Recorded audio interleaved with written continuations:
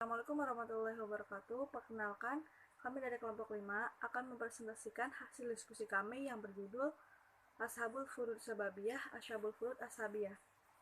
Baiklah, kami terdiri dari 4 orang, yaitu Oli Rahma, saya sendiri, dan Amirul Haj sebagai pemateri, Pelita Puspita, dan Rizky Yulia. Baiklah, langsung saja pemateri pertama. Assalamualaikum warahmatullahi wabarakatuh. Perkenalkan, nama saya Pelita Puspita Jalan Igi Menang Kalbu. NIM saya 201130117. Di sini saya sebagai pemateri pertama dari kelompok 5 Fikih Mawaris yang akan membacakan pengertian dari Ashabul Furud. Di dalam Al-Quran, kata furud mukadoroh yaitu pembagian ahli waris secara fard yang telah ditentukan jumlahnya, merujuk pada 6 pembagian, yaitu separuh, seperempat, seperdelapan, 2/3, sepertiga, dan seperenam. Sedangkan pengertian ashabul furud atau jawil furud adalah para ahli waris yang menurut syaro sudah ditentukan bagian-bagian tertentu mereka mengenai tirkah atau orang-orang yang berhak menerima waris dengan jumlah yang ditentukan oleh syar'i. Para ahli waris ashabul furud atau jawil furud ada 13. 4 dari laki-laki yaitu suami, ayah, kakek, saudara laki-laki seibu.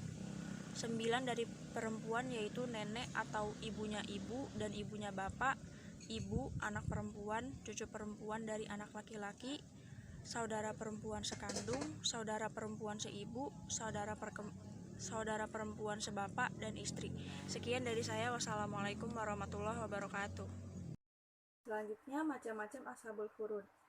Ashabul furud terbagi menjadi 2 macam, yaitu ashabul furud sababiyah dan ashabul furud nasabiyah. Ashabul furud sababiyah yaitu ahli waris yang mendapatkan harta warisan disebabkan karena hubungan pernikahan. Ashabul furud sababiyah ini terdiri dari suami, istri. Selanjutnya ashabul furud asbabiyah yaitu ashabul furud nasabiyah yaitu ahli waris yang mendapatkan harta warisan disebabkan karena nasab atau keturunan. Ashabul furud nasabiyah ini terdiri dari ayah, ibu, anak perempuan, cucu perempuan dari anak laki-laki, saudara perempuan sekandung, saudara perempuan seayah, saudara laki-laki seibu, saudara perempuan seibu, kakek, dan nenek atau ibunya, dan ibunya ayah. Baiklah, saya sekalian di sini saya akan menjelaskan materi yang selanjutnya, dasar hukum asbabul furud. Yang pertama ialah seseorang yang berhak mendapatkan bagian setengah 1/2 dari harta waris, yaitu terdapat dalam Quran surat An-Nisa ayat 11, yang artinya jika anak perempuan itu seorang saja, maka ia memperoleh separuh atau setengah harta yang ditinggalkan.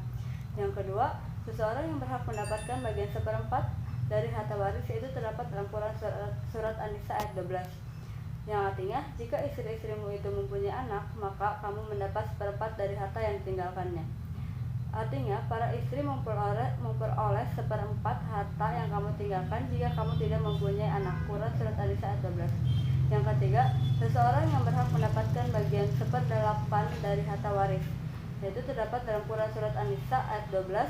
Jika kamu mempunyai anak, maka para istri memperoleh 1/8 dari harta yang kamu tinggalkan. Seseorang yang berhak mendapatkan bagian 2/3 dari harta waris, yaitu Quran surat An-Nisa ayat 11, yang artinya jika anak itu semuanya perempuan lebih dari 2, maka bagi mereka 2/3 dari harta yang ditinggalkan.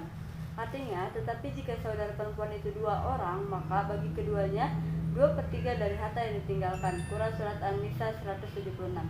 Yang kelima, seseorang yang berhak mendapatkan bagian 1/3 dari harta waris, yaitu terdapat dalam Quran surat An-Nisa ayat 11, yang artinya jika orang yang meninggal tidak mempunyai anak dan ia diwarisi oleh ibu bapaknya saja, maka ibunya mendapatkan 1/3. Yang keenam, orang yang berhak mendapatkan bagian 1/6 dari harta waris, artinya dan